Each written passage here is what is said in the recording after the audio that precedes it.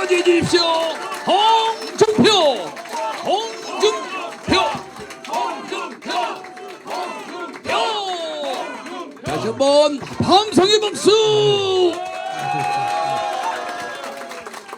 의원님하고 지금 본회의 열리는데 들어가십시오. 들어가셔도 됩니다. 조금 있어도 돼요. 근데 의원 연설하다가 들어가는 거는 그거 아니까 그냥 들어가.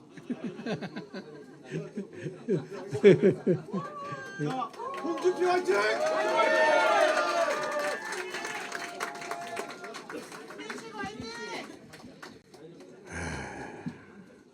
존경하는 국민 여러분, 사랑하는 당원 동지 여러분, 저는 이번 대통령 선거에서 국민의힘 후보로 출마하겠습니다. 이번 대선에서 반드시 승리하여 잘 사는 나라, 행복한 국민, 강한 국가를 만들겠습니다. 제7공화국 선진대국의 기틀을 다지겠습니다. 기업과 부자에게 자유를, 서민에게 기회를, 청년에게 꿈을 주는 그런 나라로 만들어 보겠습니다. 존경하는 국민 여러분, 이번 대선으로 나라의 운명이 완전히 달라지게 됩니다. 홍준표 정권이냐 이재명 정권이냐 그 둘 중 하나를 선택하는 것이 이번 대선으로 나는 봅니다. 이번 대선은 언론에서 말하는 정권 교체냐 정권 연장의 문제가 아니고 바로 홍준표 정권이냐 이재명 정권이냐 양자 선택의 그런 대선이 되어야 합니다. 다시 한번 묻겠습니다. 홍준표 정권이냐 이재명 정권이냐 과연 어느 쪽을 선택하시겠습니까?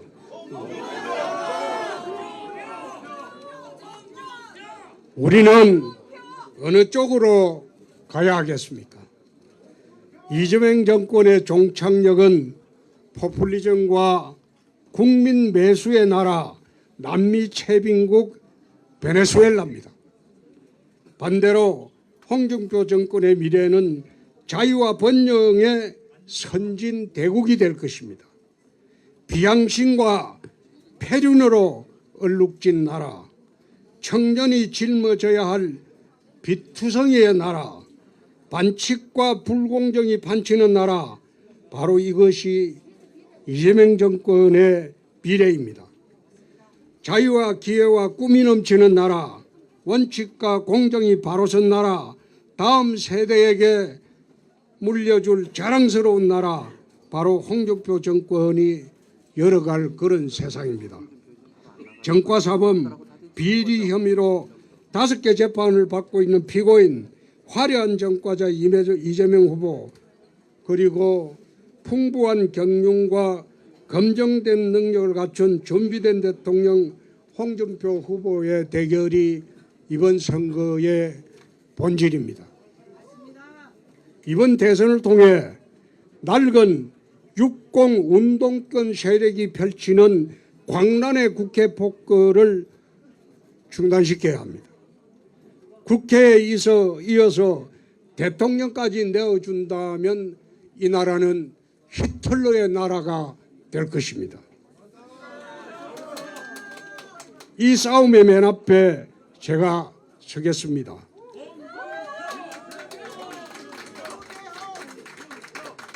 지난 박근혜 탄핵 대선에서는 패전 처리 투수였다면 이번 대선은 구국과 승리의 구원 투수가 되도록 하겠습니다. 명량해전에서 이수진 대장선은 홀로 분전하여 적에 맞섰고 마침내 모두 분발하여 승리를 이끌었습니다. 우리가 함께하면 반드시 승리할 것입니다. 당연히 승리는 우리의 것이 될 것입니다. 홍준표는 전혀 새로운 나라, 선진대국을 위한 그런 나라를 만들겠습니다. 지금 우리는 내후외환의 위기에 직면해 있습니다. 사방을 둘러봐도 암울한 전망뿐입니다. 저희 30년 정치 역정에서 지금까지 국가적 위기감은 처음 느껴봅니다. 국가의 비전과 목표는 보이지 않고 민심은 하나로 모이지 않고 모래알처럼 지금 다 흩어져 있습니다. 이 상황을 타결해야 할 정치는 극단적인 정치보복과 진영 대결에 골몰하고 있습니다. 경제는 활력을 잃고 잠재 성장률은 1%대로 내려앉았습니다. 저출산 고령화의 심화로 우리는 소멸국가로 지금 가고 있습니다. 이대로 더 나아가면 우리는 선진국 문턱을 넘어서지 못하고 주저앉거나 후진국으로 밀려나게 될 것입니다.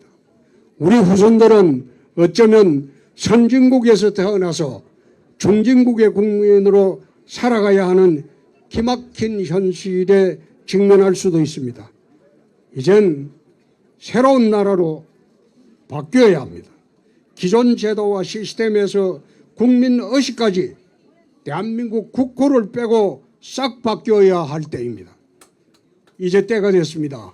개헌으로 6공화국을 넘어서 제7공화국으로 힘차게 달려가야 할 때입니다.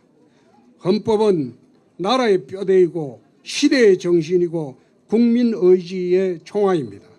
저는 제7공화국을 관통하는 시대 정신을 선진대국으로 정했습니다. 선진대국을 이루기 위한 개헌이 되어야 되고 이 개헌을 통해서 선진대국의 토대를 구축을 해야 합니다.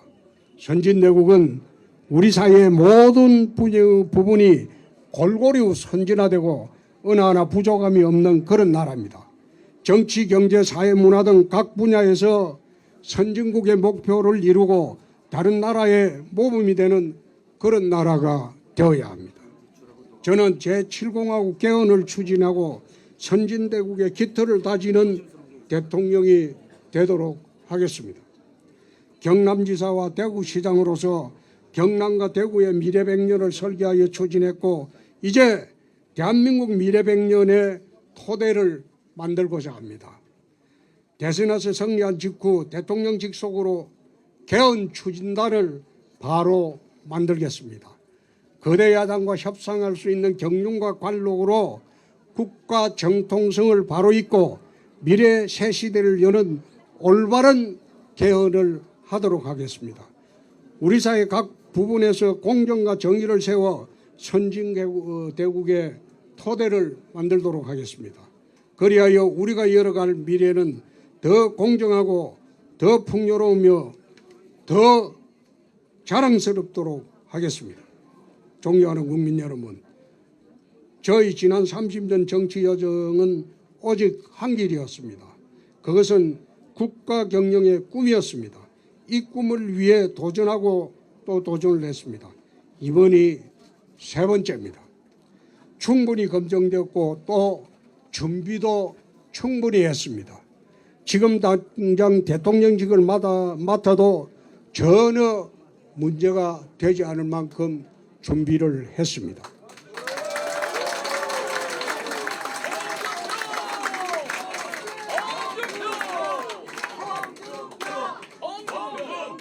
제 정책과 비전 공약은 이미 책으로 발간했습니다. 지난 3개월 동안 밤낮 없이 우리는 준비를 했습니다. 만에 하나 있을지 모르는 탄핵 대선 때문에 2017년도 박근혜 탄핵 대선 때처럼 정권을 그저 상남하는 그런 대선을 만들지 않기 위해서 탄핵 소추 직후부터 최악의 경우를 대비해서 우리는 준비의 준비를 거듭다 했습니다. 지난주까지 준비를 마쳤습니다. 선진대국을 여는 저희 국정철학 5가지를 말씀드리겠습니다. 우선 정치 복원으로 국민 통합을 이루도록 하겠습니다.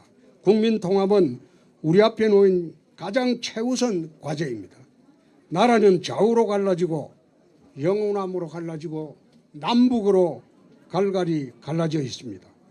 정치가 오히려 갈등을 조장하고 정략적으로 이용되어 사태는 더욱 악화 일로에 와 있습니다. 이런 정치판을 그대로 두고는 아무것도 해낼 수가 없습니다. 개헌을 통해 상원과 하원의 양은제를 도입하고 중선거구제를 도입해서 특정 정당의 지역 독식을 없애겠습니다.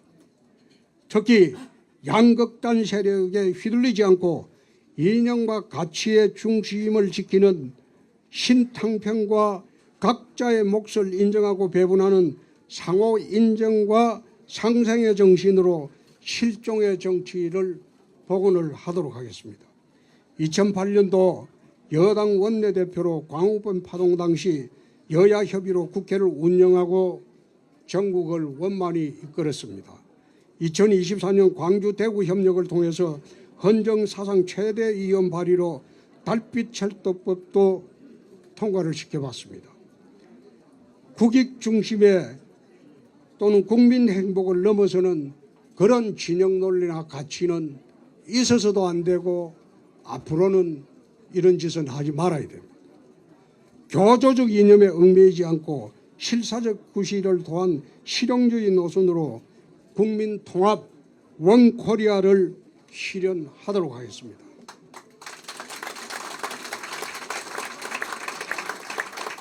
두 번째, 자유와 창의 경제를 창달하도록 하겠습니다. 지난 60의 경제 원칙은 현행 헌법의 예외 규정인 경제민주화에 주목한 분배 중심과 정부의 개입 규제의 시대였습니다. 이러한 방식으로는 선진국 문턱까지는 올 수 있었지만은 더 이상 선진국으로 진입하기는 어렵습니다. 경제 DNA를 근본적으로 바꿔야 합니다. 지금 우리에게 익숙한 육공식 경제 체제로는 만년이등 추격자의 나라로 머물 수밖에 없습니다. 제7공화국 선진대개혁의 경제 원칙은 자유와 창의를 중심으로 한 성장과 분배의 조화, 민간 중심, 정부 개입 최소화, 규제 혁파를 통한 선진국 문턱을 훌쩍 뛰어넘자는 겁니다. 이를 위해 대한민국 미래 100년을 설계하는 미래 전략원을 만들고 민간이 함께 목표를 세우고 협력하는 민간경제부흥 5개년 계획을 만들도록 하겠습니다. 우리는 규제의 나라입니다.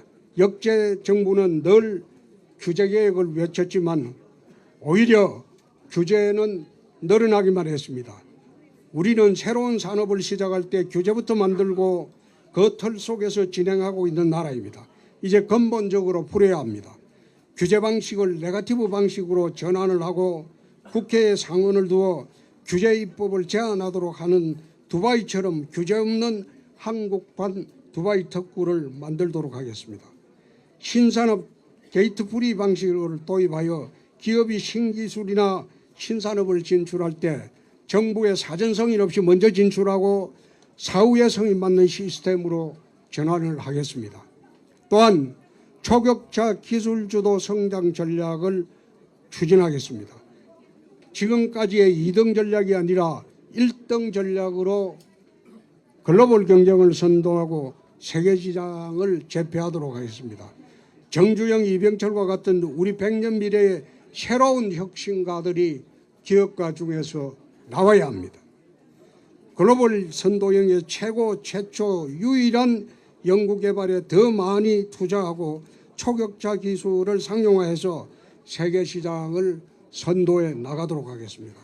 AI, 양자, 초전도체, 반도체, 첨단바이오 등 초격차 기술 개발과 상용화에 최소 50조 이상 투자하도록 하겠습니다. 언제까지나 구글이나 테슬라의 꽁무니만 따라갈 수는 없습니다. 언제까지나 기업들이 국내를 버리고 미국에 공장을 짓고 일자리를 만들어 주는 그런 사태는 없어야 합니다. 우리 기업이 1등 전략으로 세계를 선도할 수 있도록 해야 합니다. 정부의 더 많은 투자와 지원으로 민간의 딜을 바치도록 하겠습니다. 세 번째, 핵균형과 무장평화로 남북관계를 재정립하도록 하겠습니다. 지금 국제질서는 요동치고 있습니다. 트럼프 행정부는 기존의 정통 외교에서 벗어나 미국의 우선주의에 기반한 새로운 질서를 만들고 있습니다. 한미동맹은 새로운 시험대에 올랐고 북한의 핵능력 고도화하여 실질적인 핵기업이 위협이 지금 가시화되고 있습니다. 저는 북한의 핵은 오로지 핵으로만 막을 수 있고 북핵이 현실화된 현상 우리도 핵능력을 갖춰야 한다는 것은 불문가지입니다. 이건 핵균형자입니다. 핵균형론자로서 저희 주장입니다. 2017년부터 핵균형을 주장했을 때 많은 사람들은 거꾸로 몰았습니다. 그건 잘못된 생각이죠. 예? 경제 문제는 먹고 사는 문제지만 안보 문제는 죽고 사는 문제입니다. 그래서 이런 문제에 우리가 둔감해서는 안 된다는 겁니다. 문재인 김정은이 판문점 회담을 그때 저는 위장평화 쇼라고 했습니다. 그 말했을 때 국민의 80% 이상 모든 정당이 저보고 악담을 한다, 거근을 한다, 막말을 한다 그런 말을 했죠. 그런데 지나고 보니 그게 거짓말이었습니까? 그게 사실이었죠. 사실이었지 않습니까?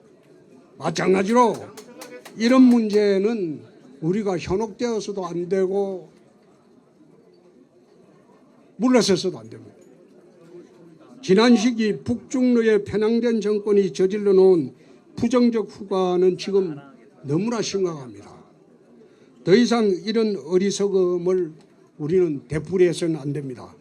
한미일 안보 협력을 강화하고 경제, 에너지 등 다양한 분야로 동맹을 강화시켜 나가야 합니다. 지금 미국의 통상 압력이 힘으로 치고 있습니다. 취임 즉시 미국을 방문하여 트럼프와 한미 정상회담을 통해서 이 문제를 풀겠습니다.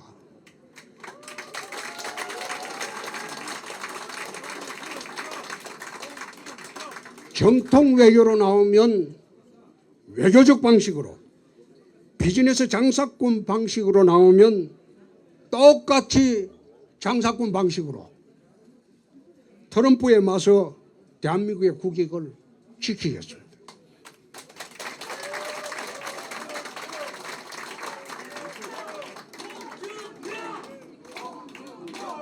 국제정세의 안보지역의 통찰력이 부족하여 남의 눈치만 살피는 그런 유약한 리더십으로는 이런 난관을 돌파하기 어렵습니다.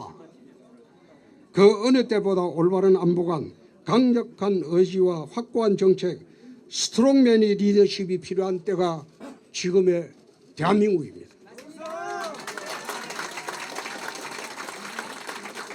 트럼프와 당당히 맞설 후보는 감히 홍준표뿐이라고 저는 생각합니다.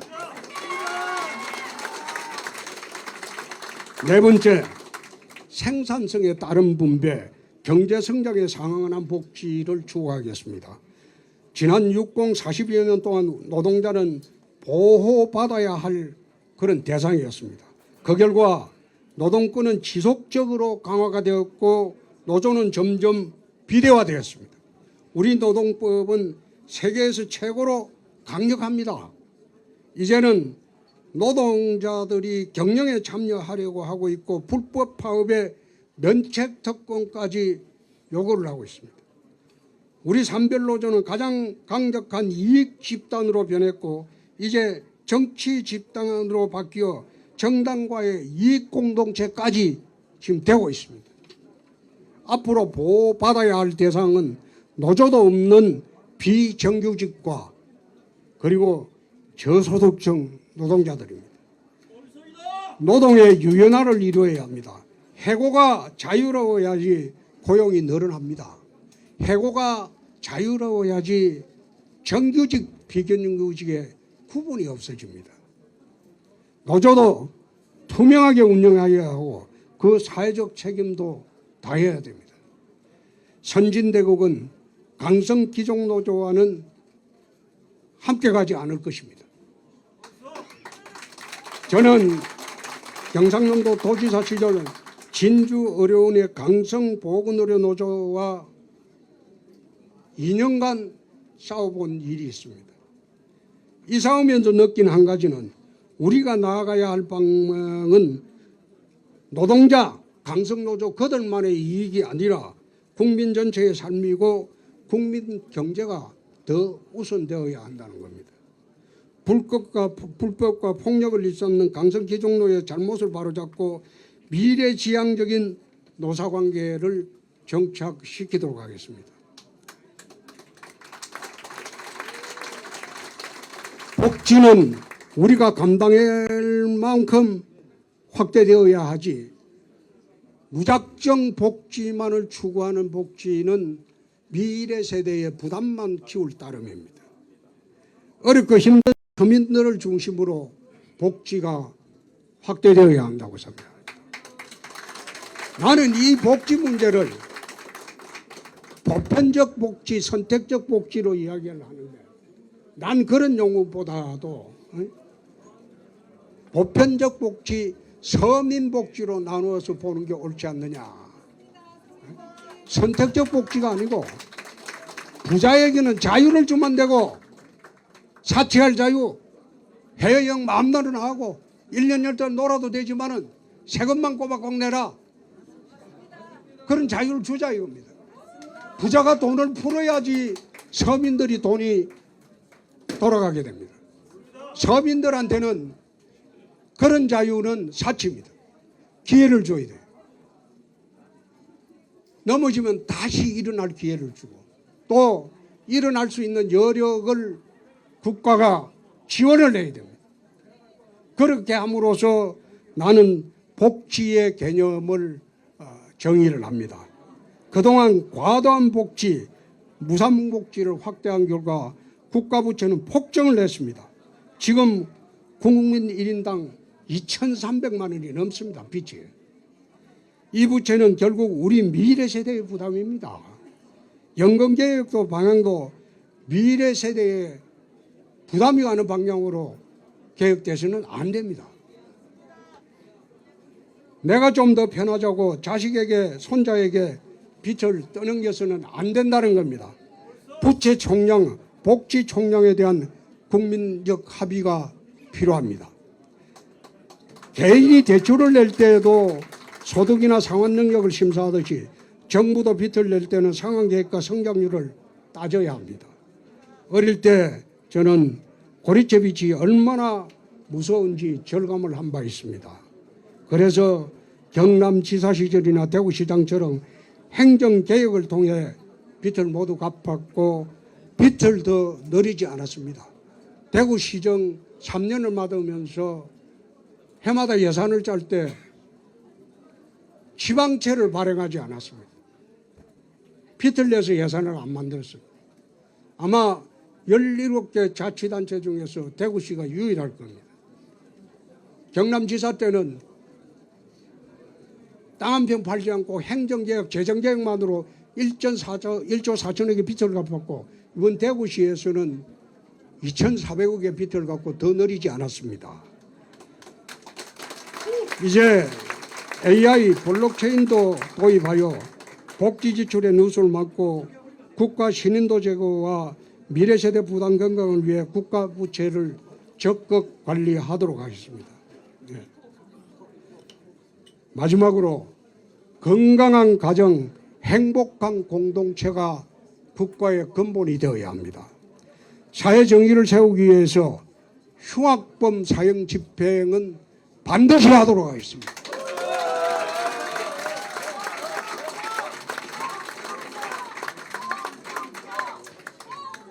이걸 두고 일부 매체에서는, 좌파 매체죠, 거구라고 하고 미개국가라고 하고 그런 이야기 하는 걸 본 적이 있어요. 미국이 사형 집행을 합니다. 매년. 일본도 매년 합니다.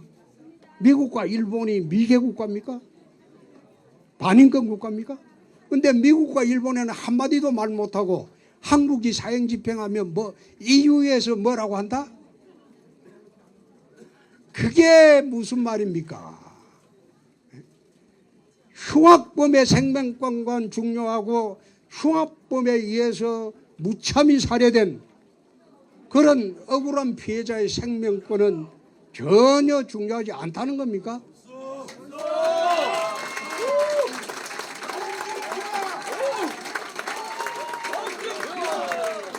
나는 그런 얼치기 좌파 논리에 현혹되지 않습니다.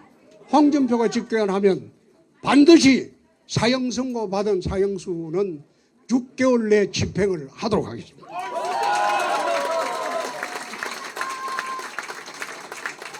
우리 사회의 편법과 엄수제도를 막기 위해서 선발 절차는 공정해야 됩니다.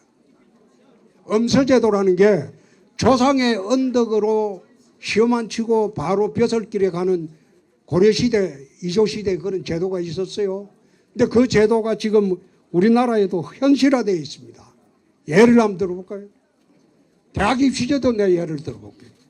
대학 입시제도에 지금 각 대학에 자율로 맡기는 바람에 선발하는 방식이 수천 가지입니다.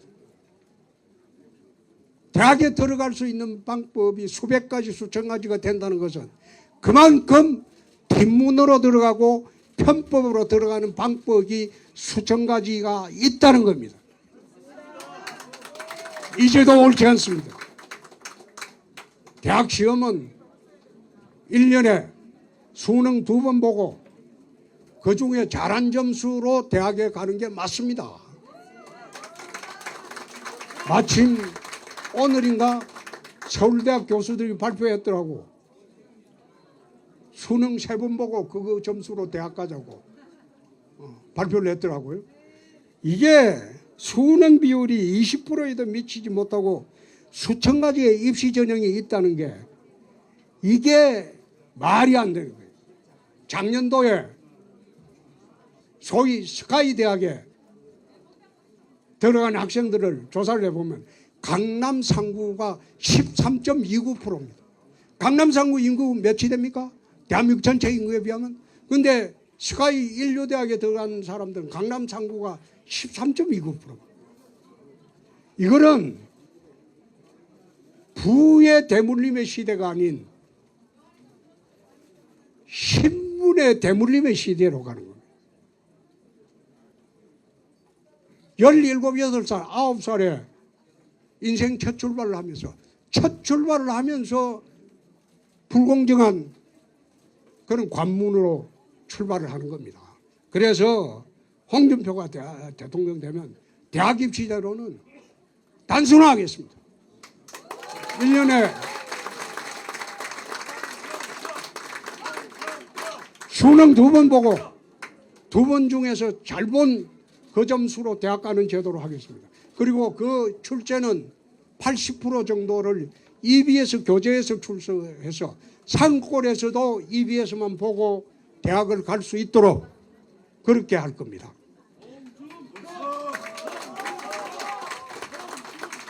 두 번째, 난 로스쿨을 반대했어요. 저건 잘못된 제도다. 저 제도가 20년 전에 도입될 때 시행이 되면 엄서제도가 될 것이다. 부자들, 고위층 자제들 로스쿨 가서 판검사 될 때 면접만 봅니다. 시험 안 칩니다. 그래서 웬만한 집안의 자제들은 대부분 시험 안 치고 면접으로 판검사 다 돼요. 이 잘못된 제도예요. 그래서 변호사 시험도 로스쿨 나오지 않은 사람도 예비 시험 제도를 도입하겠습니다. 그래가 예비 시험 제도를 도입해서 변호사 자격 합격을 하면 그 다음에 판검사 임용은 판검사 임용 시험 제도를 도입하겠습니다. 그래서 한국 사회 특권 정당화의 점유물이 되는 그런 시대를 막아야 돼요. 우리 공동체의 기초는 공정과 정의입니다. 건강한 가정이 그 출발입니다. 가정의 회복, 이것이 저희 강력한 소신이고 지금까지 실천해 오고 있습니다. 가족 중심주의 패밀리즘에서 시작하여 저출산 고령화 문제를 해결하고자 합니다.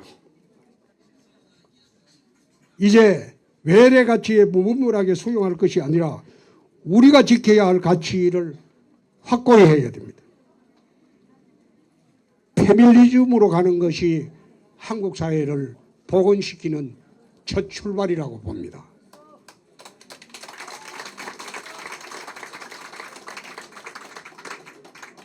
저는 차별금지법을 반대합니다.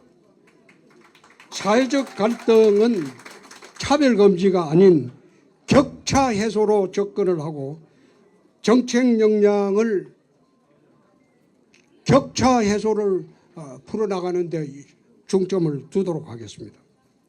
존경하는 국민 여러분, 사랑하는 당원 동지 여러분, 저는 이번 계엄에도 반대를 했고 탄핵에도 반대를 했습니다.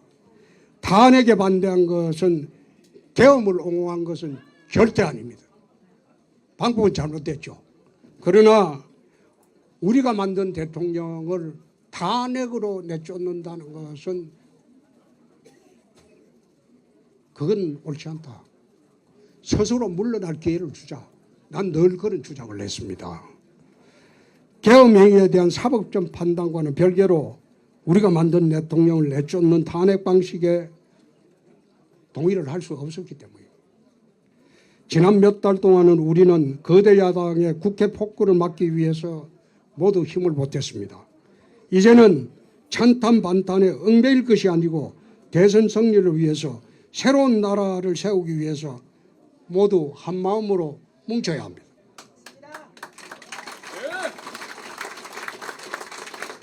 적대적 공생의 비정상은 이제 끝내야 됩니다. 계엄 사태가 탄핵으로 정리되는 만큼 이재명 후보도 적대적 공생 관계에 있는 이재명 후보도 사법 심판대로 돌려보내야 합니다. 오직 국민의 심판으로 유권자의 선택만이 비리와 불법의 범죄자를 확실하게 단죄할 수 있을 겁니다. 그게 이번 대선입니다.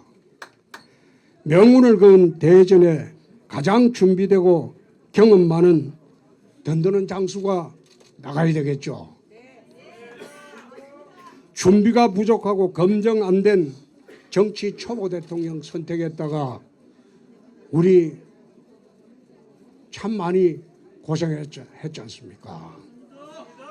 홍준표와 함께 승리하고 선진대국의 풍요와 번영을 함께 누리도록 다 같이 갑시다.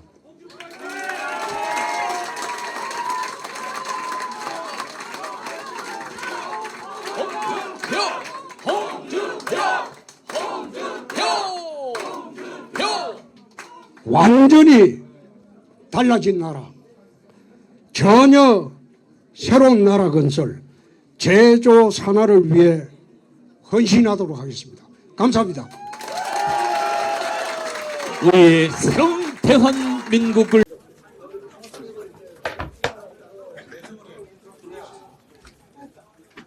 추가로 더 할 이야기는 없습니다. 시장님 강영입니다. 오늘 출마 선언에서 계엄에도 반대하고 탄핵에도 반대했다고 하셨는데 12.3 비상계엄이 위헌인지 아닌지에 대해서 시장님의 명확한 생각을 좀 밝혀주시고요. 관련해서 윤석열 전 대통령 혹시 개명이나 출당 지지해야 된다고 보십니까? 그건 아침에 김현정의 뉴스쇼에서 이야기가 했습니다. 비상계엄이 위헌인지 아닌지는 헌법적 한소가 판단할 이야기지 제가 할 이야기는 아닌 것 같습니다. 또 의원님, 시장님, 저 P뉴스 윤상호입니다. 이제 유일하게 지자체장 사퇴하고 나왔는데 그리고 또 이제 어느 정도 연배가 있어서 정치권에선 이번 대선이 좀 마지막 도전이 될 거라는 전망이 있습니다. 관련해서 소회 한 말씀 해주실 수 있을까요? 이번이 마지막이지 뭐. 세 번째 아이가. 그렇죠?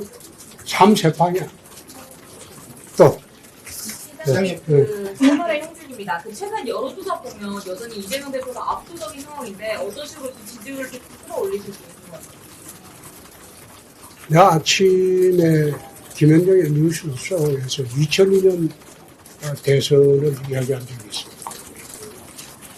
2002년 대선 때는 우리 당의 이해창 후보가 35에서 38% 지지율을 7년 동안 가지고 있었어요. 근데 노무현 후보가 등장하고 경선이 끝나고 난 뒤에 그게 뒤바뀝니다. 그 당시에는 조중동하고 한겨레하고 언론 매체도 적었어요. 방송도 방송 3사밖에 없었어요. 지금은 언론 매체도 그때보다 수십 배로 많아졌고 소통 수단도 엄청나게 많아졌습니다. 여론이 확산되는 데는 그 당시에는 10일 걸렸다면 지금 하루입니다.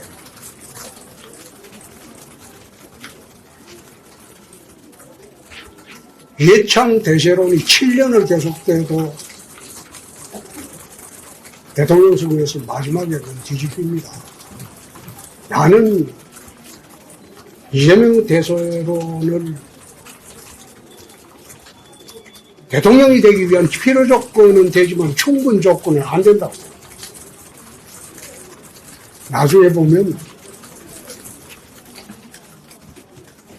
2002년도 대선의 재판이 될 수 있도록 만들 겁니다.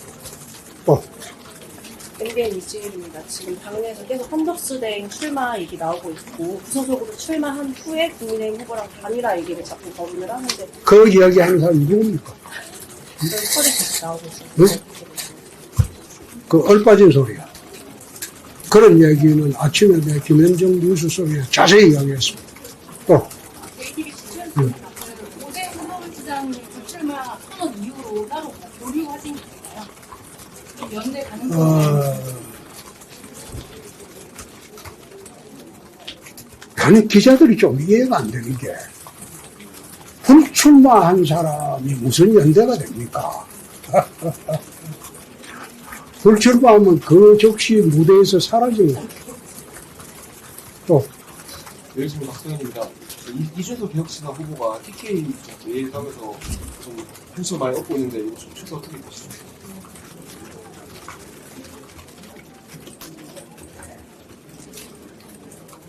나쁘지 않습니다. 또 TV조선 전민정입니다. 그 지난 탄핵 선거에서는 패전 투수였지만 이번에는 구원 투수 되겠다고 하셨는데 그때랑 지금이랑 비교했으면 어떤 게 달라져서 그렇게 생각하실까요? 기자 되신 지 몇 년 됐어요? 8년 됐습니다. 응? 8년 됐습니다. 그러면 아직 모르겠네. 2017년도 대선은 한국 보수 우파 진영이 탄핵이 됩니다. 그래서 당 지지율도 4%였어요. 근데 지금 탄핵은 한국 보수 우파 진영이 탄핵이 된 게 아니고 윤석열 후보 개인이 탄핵. 윤석열 대통령 개인이 탄핵. 그 증거가 당 지지율에서 당이 탄핵된 게 아니다. 그래서 한국 보수 우파 진영이 그때는 다 흩어져 가지고 소멸돼 버렸고 지금은 굳건하게 뭉치고 있다는 겁니다. 지금 민주당하고 우리 당의 지지율이 아마 엇비슷하게 나오는 게 많을걸요. 한국 보수 우파 진영이나 우리 당이 탄핵이 되었다고 생각하면 국민들이 그런 지지가 나오겠습니까? 2017년도하고는 판이하게 다른 대선 양상입니다. 다시 한번 공부해 보시죠. 또 근데 아까 한덕수 총리 관련해서 얘기 나왔었는데 오늘 한덕수 총리가 그 관세와 관련해서 이제 마지막 소명이다 단속당의 자기들을 마지막 설명이다라는 발언을 했는데 이거에 대해서는 좀 어떤 식으로 해석하고 계십니까? 한덕수 대행은 제가 잘 압니다. 그런 경거망동하고 본분에 어긋나는 그런 행동하실 분이 아닙니다. 당내에서 철부지처럼 설치는 일부 사람들이 문제지. 아침에 내 방송에서 한 총리가 들어오나 안 들어오나 거기에 대해서 내가 일체 말을 한 일이 없어요. 응답을 한 일이 없어요. 왜 안 했을까요? 비상식이기 때문에. 상식이 어긋나기 때문에. 대선을 공정 관리해야 할 직무대행입니다. 그런 분이 본인이 대선 나온다? 그건 비상식입니다. 두 번째, 윤석열 정부가 탄핵이 됐어요. 거기에 총리로서 제일 첫째 책임자입니다. 그런 분이 대선에 나온다고 생각하는 자체가 비상식입니다. 그걸 추진하는 것 자체가 몰상식입니다.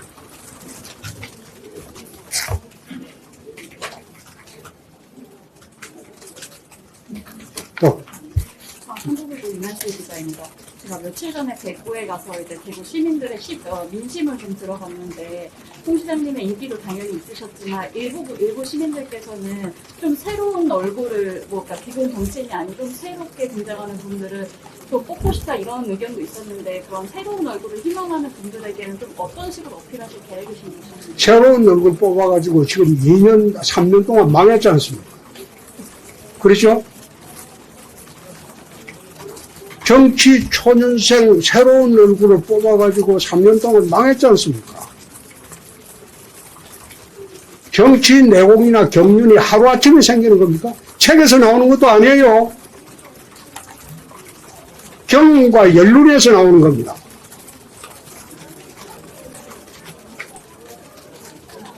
아마 기자분이 만나본 사람이 일부겠지.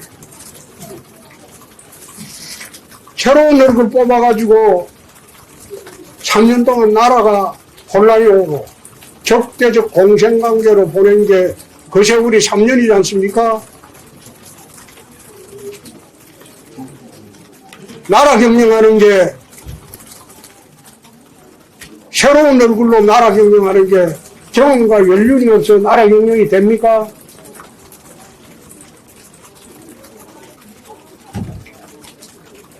그래 맡겨보고 3년 동안 고생했으면 됐지. 그런 이야기 하는 사람도 난 좀 뻘 빠진 사람이다. 또 지금 나샤트의 박영기입니다. 그러면 향후에 이제 당 최종후 1인에 이렇게 되신다면은 그때는 당내의 법학자 내분분들과 함께 결집을 하거나 손을 잡아서 개선을 이끌어 갈 생각인지 여쭙고 있습니다. 그럼 손 놓고 갈까요? 오늘 아침에 그런 이야기를 했습니다. 경선 끝나고 난 뒤에 후보가 되면 빅텐트를 구성하겠다. 오늘 유동규 씨가 온 것도 자기 발로 왔으니까. 이재명이한테 나라 맡겼으면 나라가 절단나겠다. 그런 국민 정서가 지금 60%가 넘습니다.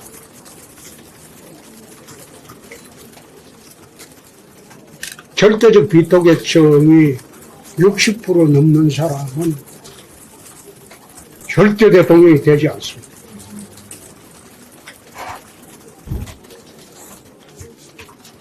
또 지금 뉴스팀 이관입니다. 대선에서 승리한 직후에 대통령직 속으로 대원 추진단을 만들겠다고 말씀을 하셨는데, 그러면 혹시 대원 추진단의 임기 단축, 그러니까 시장님의 임기 단축도 포함이 되는 뜻입니까?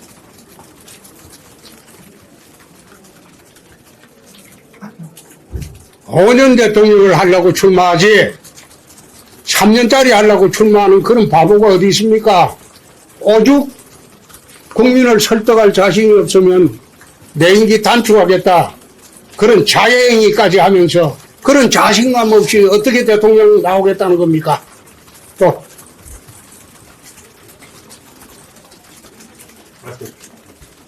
자. 방금 아까 말씀하신 것 중에 한 번도 정치 경험이 많지 않은 사람의 대통령이 돼서 우리가 이게 맞지 못했다는 말씀을 해주셨는데 그다음에 한동훈 전 대표도 관련해서 정치 경험이 적은 걸 말씀하셨는데 언급하지 않겠습니다. 또.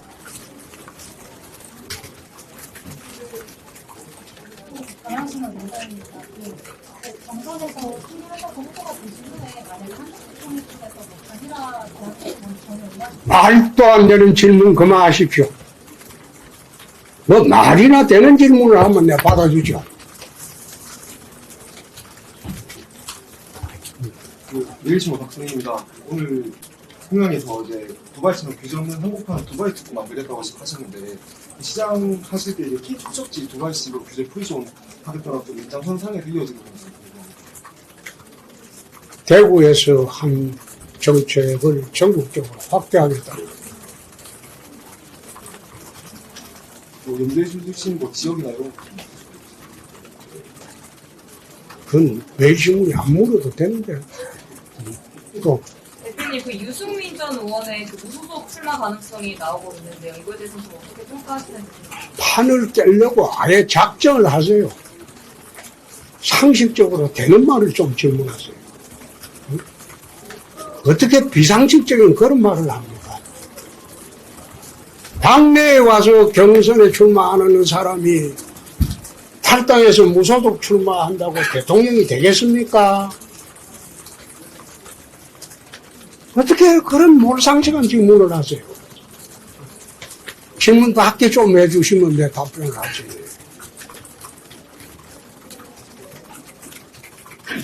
자, 더 질문 없으면 오늘은 그래. 아까 그 임기 단축에 대한 질문이 나왔었는데 일각에서는 중간평가 제도가 대통령에 대해서 중간평가가 없는 것이 좀 4년 중임제를 하면 되는 겁니다. 4년 중임제가 중간평가입니다.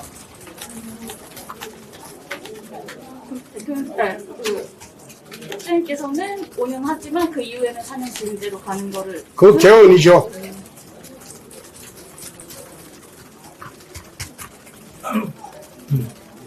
이재명 대표 정권을 막아야 한다고 계속해서 강조하시는데 오늘 말씀하신 폭력적 기술도 손잡 전략이 첨가과 기술 선수부터 나아갈 수 있다는 이재명 대표의 회의 인공지능하고 비슷한 면이 있는 것 같아서요.